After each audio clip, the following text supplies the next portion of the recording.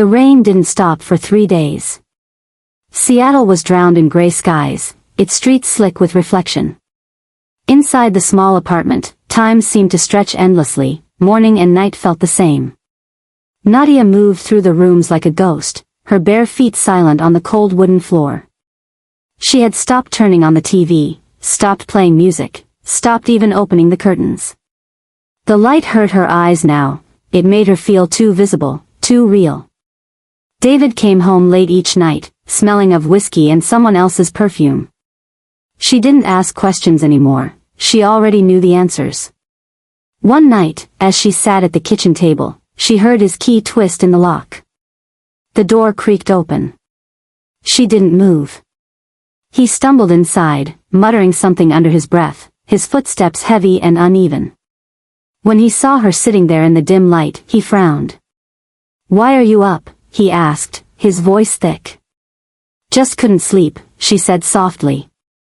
He laughed, a sharp, bitter sound. "Can't sleep or can't stop watching me? Always the victim, huh?"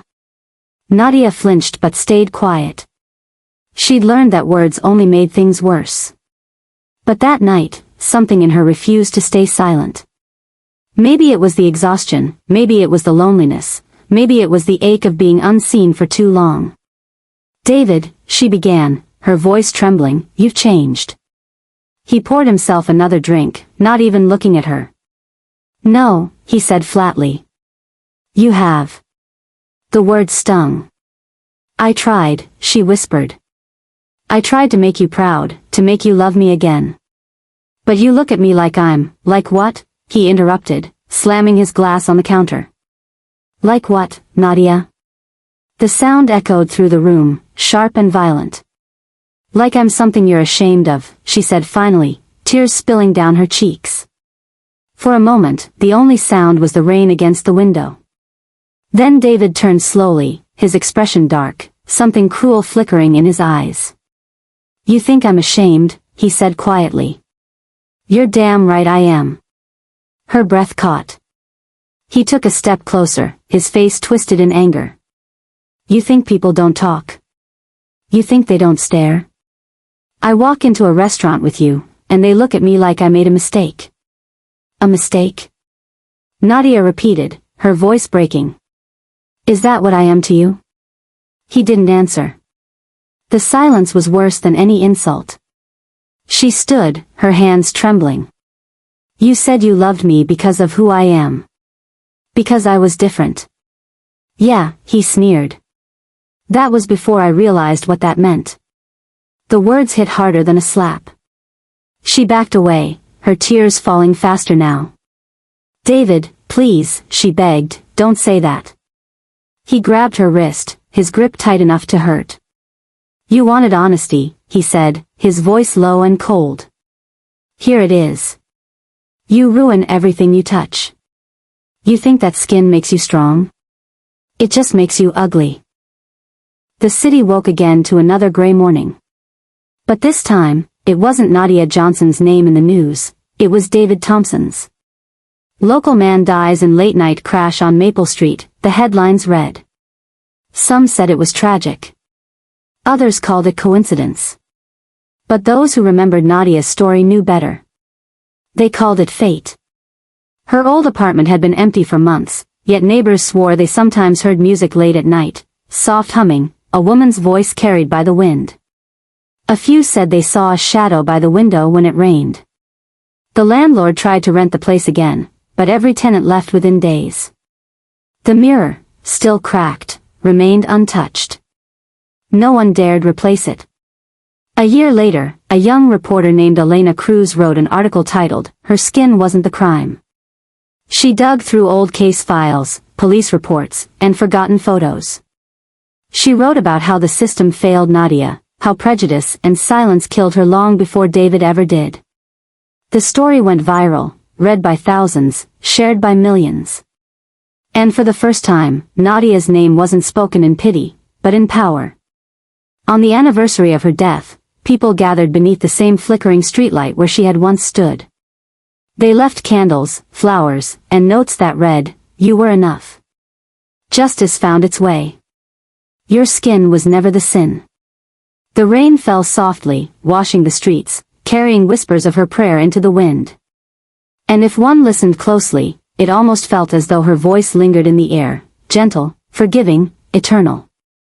Studio microphone narrator, softly.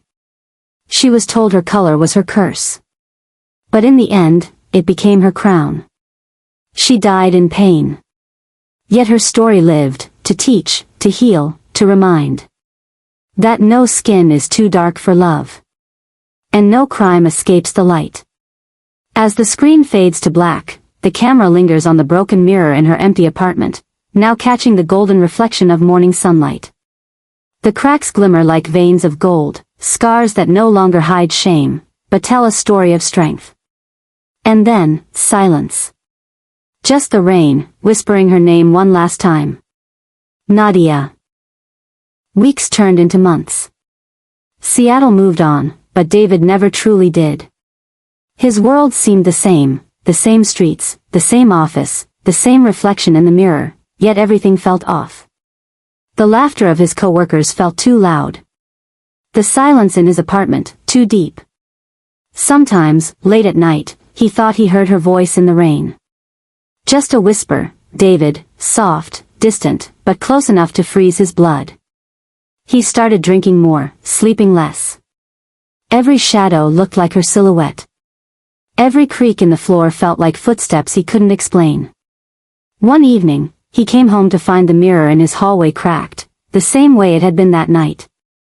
His hands trembled as he stared at it. For a moment, he thought he saw her reflection, wet hair, sad eyes, rain dripping down her face. But when he blinked, she was gone. Only his own hollow eyes stared back. At work, things began to fall apart. He missed meetings.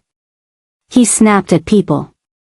His boss warned him, "Get help, David. You're losing control." But how could he explain what haunted him? He saw Nadia everywhere, in passing faces, in reflections, in his dreams. He'd wake up gasping, hearing her last prayer echoing through his mind. Studio microphone, if I am right, let justice come, in your way. One stormy night, he drove home half-drunk, the rain hitting his windshield in waves. The streetlight ahead flickered, the same one where she'd whispered her final words. His chest tightened.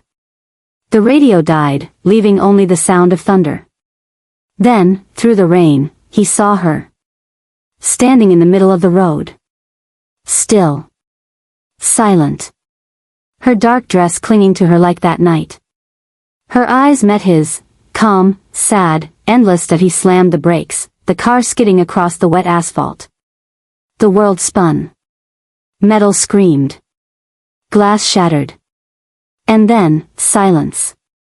When the police arrived, they found his car crushed against the pole on Maple Street, the same street where Nadia had once lived. There was no one else there. No woman. No footprints. Just David, lifeless behind the wheel, his eyes wide open, staring at the flickering light above. And in that quiet rain, it felt as if the city exhaled.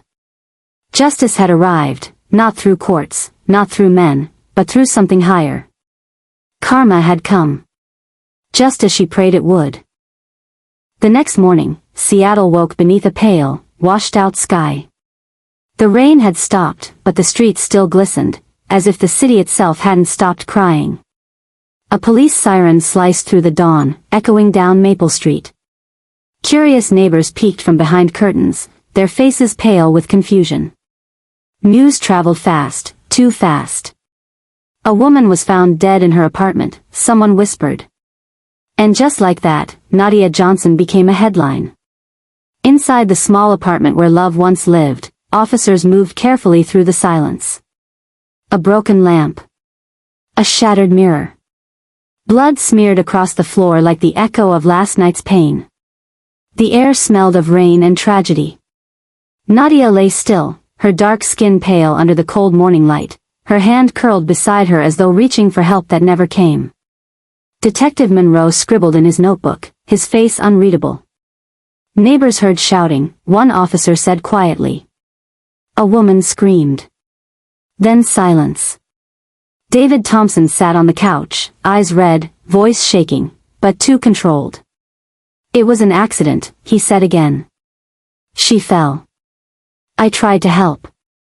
His hands trembled, but there was something missing in his grief, a certain truth his eyes couldn't fake. The coroner's report came hours later. Bruises, old and new, covered her arms. A fractured rib. Marks around her neck that didn't belong to any fall. But without witnesses, without a confession, the case turned gray. The evidence was there, but faint, fragile, like the ghost of justice that never fully arrived. Days passed. The police had no proof strong enough to hold him. The court released David. The cameras flashed. The reporters moved on. Life returned to normal, for everyone except the one who could no longer live it. But fate remembers what people forget. Justice delays, but it never disappears.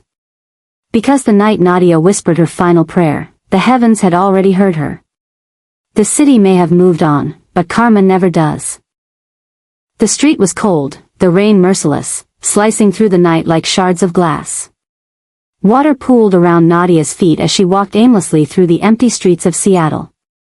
Her thin coat clung to her trembling body, each breath came out as a cloud of pain.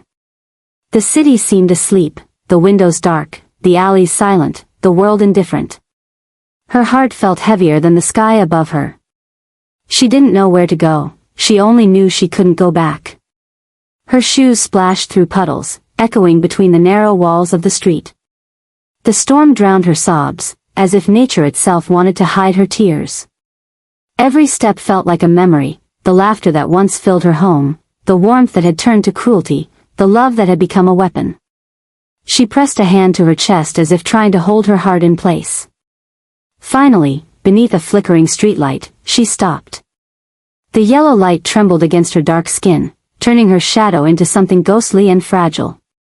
She tilted her face upward, the rain washing away her mascara, her fear, her final hesitation. Her voice, soft and breaking, barely reached her own ears. Studio microphone Nadia, weakly. God, if I am wrong, forgive me. But if I am right, let justice come, in your way. For a moment, there was only silence, the kind of silence that comes just before dawn, when even pain holds its breath. The streetlight flickered once more and then steadied, casting a pale halo around her like a farewell blessing. Then, quietly, Nadia turned away from the light and walked into the darkness ahead. The rain followed her, whispering her name through the wind.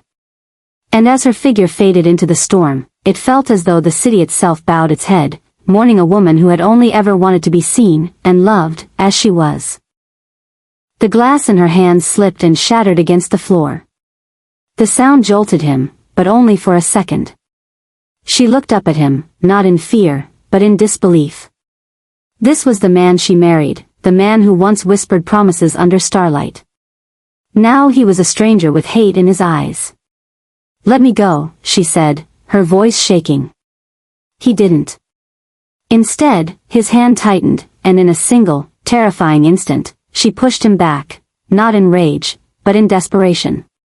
He stumbled, his drink spilling across the counter. "You don't touch me like that," he growled, lunging forward. She ran toward the hallway, but he caught her by the arm. The next few seconds blurred, a scream, a struggle, a sharp crack as her head struck the edge of the table. Silence followed. David froze. The rain outside grew louder, as if the heavens themselves were trying to drown the sound of what had just happened.